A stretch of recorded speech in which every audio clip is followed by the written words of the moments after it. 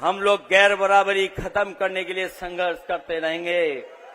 और जो हमारे पीछे छूट गए हैं पीडीएस समाज के लोग, उनको बराबर खड़ा कर करके हम उनको हक और सम्मान देने का काम करेंगे। संविधान ही देश के 95% शोषित, उपेक्षित, पीड़ित, वंचित जनता मतलब पीड़े के अधिकारों का सच्चा संरक्षक है। संविधान ही सबसे बड़ा मददगार है। इसलिए पीड़े के लिए संविधान की रक्षा जन्म मरण का विषय है।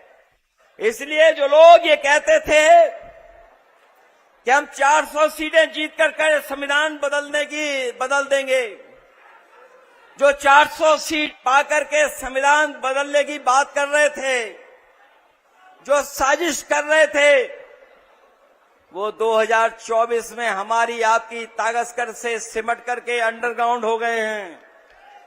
अभी वो चुप बैठ गए हैं।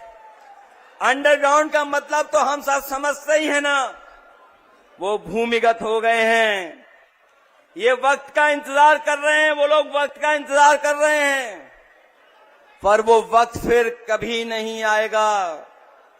फिर भी इनसे सावधान और चौकन्ना रहने की जरूरत है।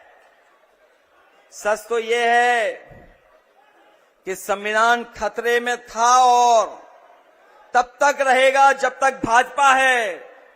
इसलिए भाजपा को हमेशा के लिए हराना और हटाना होगा। ये भाजपा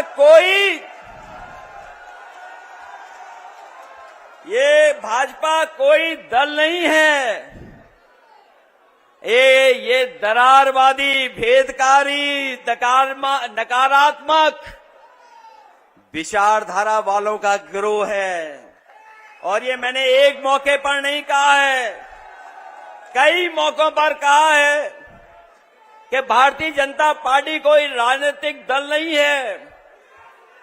ये नकारात्मक, दरारवादी, भेदकारी गिरोह है। विभाजनकारी विचारधारा हमेशा के लिए खत्म होनी चाहिए। इनकी परमानेंट रूप से हटाना ही एकमात्र समाधान है। इसलिए पहले हम कहते थे भाजपा हटाओ, संविधान बचाओ।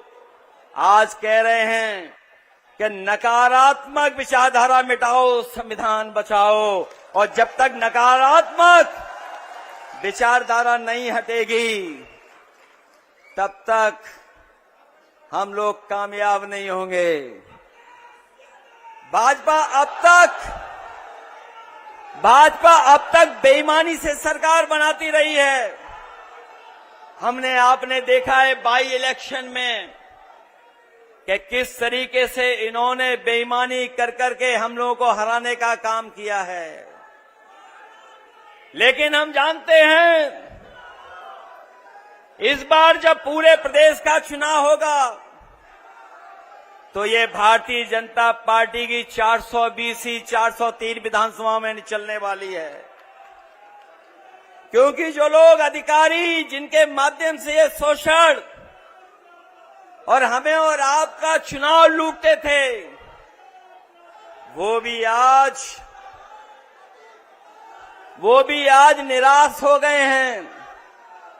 ऐसे अधिकारी जिन्होंने फेक इनकाउंटर किए हैं, वो भी भारतीय जनता पार्टी से दुखी हो रहे हैं। और याद कीजिए, जब पहला फेक इनकाउंटर हुआ था, न केवल एक नौजवान गुजर था, बल्कि नोएडा में एक जिम इंस्पेक्टर भी था जिसका इनकाउंटर फेक करने की कोशिश की थी इन्होंने। आज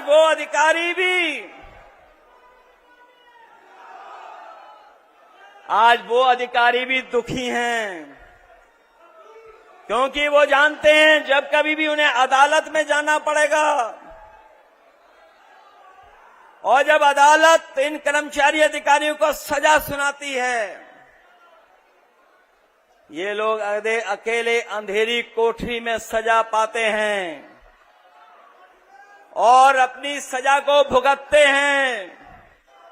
और बाहर उनका परिवार, समाज का अपमान और जीवन की परेशानी झेलता है। इसलिए बहुत सारे अधिकारी भी अब सावधान हो गए हैं।